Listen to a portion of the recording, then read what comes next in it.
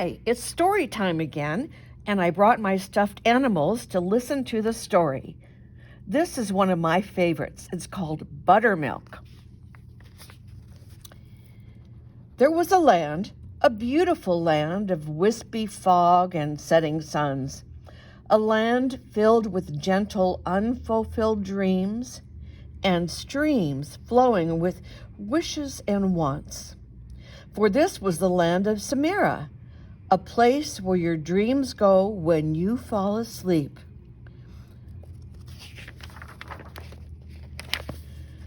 There lived in the land of Samira many delightful creatures, but none were so delightful as the bunnies, whose fur was as fluffy as a dandelion down, whose eyes shone like shiny black lumps of coal.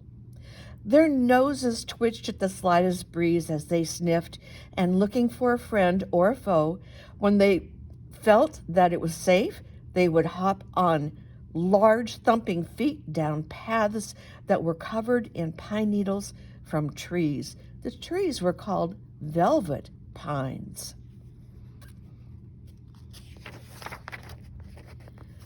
On one such bunny of Samira was a beautiful creature with fur the color of cream, sprinkled with light, bright, golden splotches. Seen in the proper light, her fur reminded one of buttermilk, and that is what she was called, Buttermilk. She is pretty. Late one day, as the sun was setting low and the shadows were getting longer, Buttermilk realized she had wandered far away from her home, and with a nervous look from side to side, she began hopping while remembering all of the spooky stories the older bunnies had always told of ghosts and goblins. It seemed like the faster she hopped, the longer the shadows became, until she found herself in a very dark, scary night. Buttermilk's fuzzy poof of a tail quivered in fear as she hopped faster and faster, while her mind had made into very frightening forest, though her mind had made into what was a very frightening forest. So her thinking was the forest was suddenly a scary place to be. She had just hopped around the corner of a path, nervously looking over her shoulder at what she knew must be a ghost or goblin, when right before her stood the most ferocious dragon she'd ever seen. Well, it was also the only dragon she'd ever seen, but scary just the same. The dragon stood at least 9 feet tall, with scales of green and yellow placed armor that fluttered as the dragon breathed. Its wings were furled like giant sails as it towered above the frightened bunny.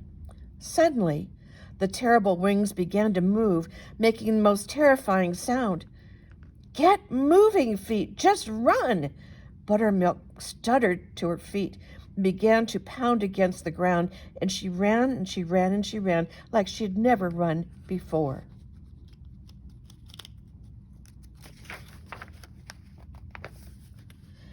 Always looking behind her, Buttermilk hopped and hopped toward the velvety path in the ever-deepening darkness. She had just hopped over a moving log when she saw before her a more monstrous bear. The bear, with hulking shoulders and long knife-like teeth, sat hunched at the edge of the path, just waiting for an unsuspecting, bungling bunny like Buttermilk to come along. The bear's teeth began to chatter in anticipation of the busy, bushy bundle of baby bunny breakfast. "Come on, feet, make motion," she said as her legs jumped and thumped. The 2 running pistons locked together up the pine needle road and raced down the path.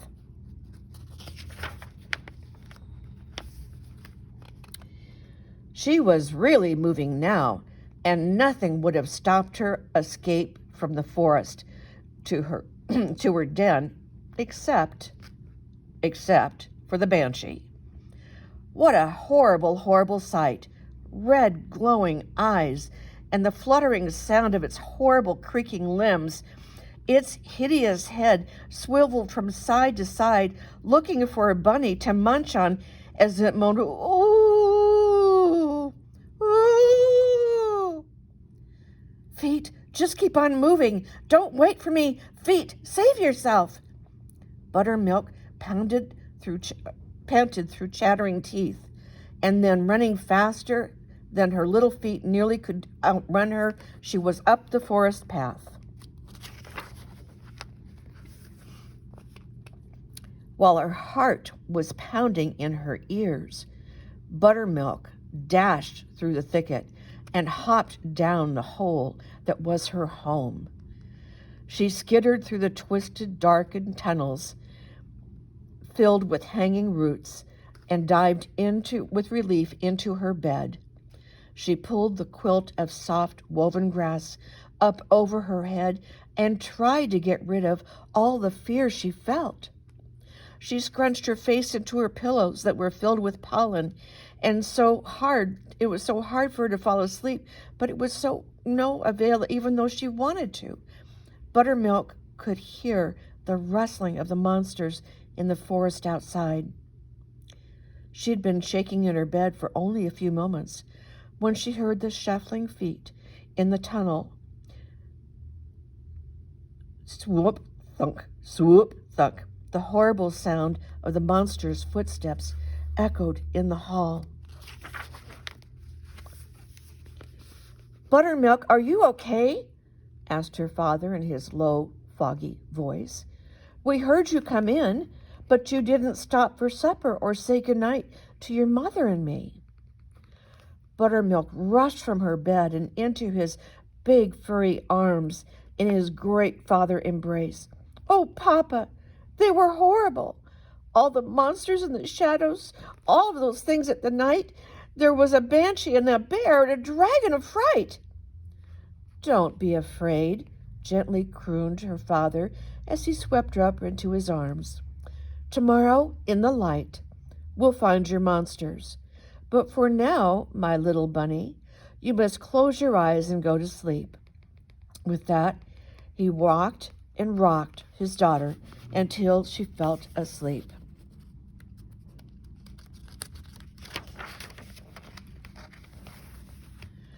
Bright and early the very next morning, as the dew was still dripping, Buttermilk and her father hopped down the path and retraced her terrible fright from the night before.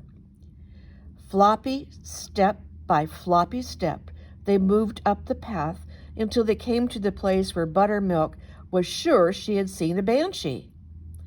They looked and looked and listened to the creaking limbs and the cry, "Woo, woo!" But all they found was a baby barn owl who cried softly, "Hoo, hoo." "See," said her father, "when you find your nighttime monsters in the light, they aren't filled with fear or fright." Buttermilk scrunched up her nose and said, "Well, maybe the banshee was just an owl, but just wait until you see the hulking bear." And they hopped down the path in the morning mist. They rounded the path to a spot where the bear had been the night before, and there was no bear there. Instead, there was an overgrown hump of a stump with mushrooms growing in great profusion. A busy, bushy bundle of baby bunny breakfast, indeed, chuckled her father. "But Papa," she said, "I heard his teeth chattering in anticipation." And then, as if on cue, a tiny striped chipmunk appeared and chattered at the two of them. "Well," giggled Buttermilk, "maybe the banshee was only an owl and the bear was a stump, but just wait until I show you the most monstrous of dragons." And so she hopped ahead, nervously retracing her steps, with her father shuffling along behind.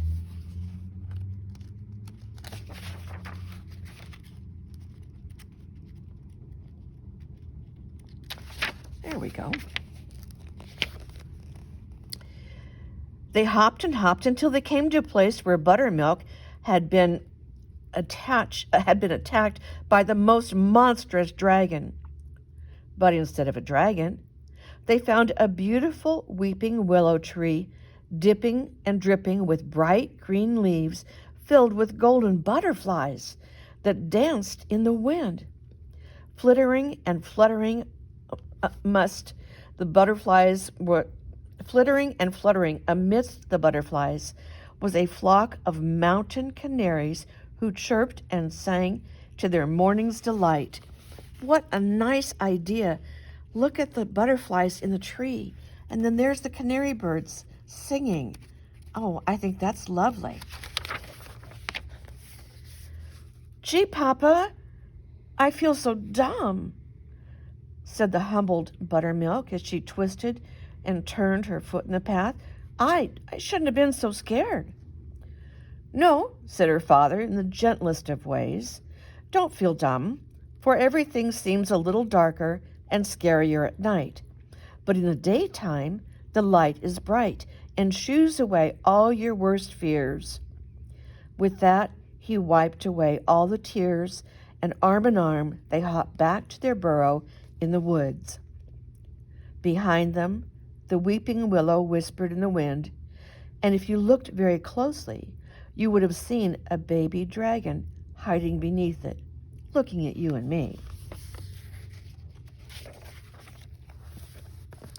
Remember, at nighttime, with shadows deep, there aren't any monsters, so close your eyes and go to sleep. And that's the end of that story about Buttermilk. I hope you'll come back and hear another story next time. Goodbye.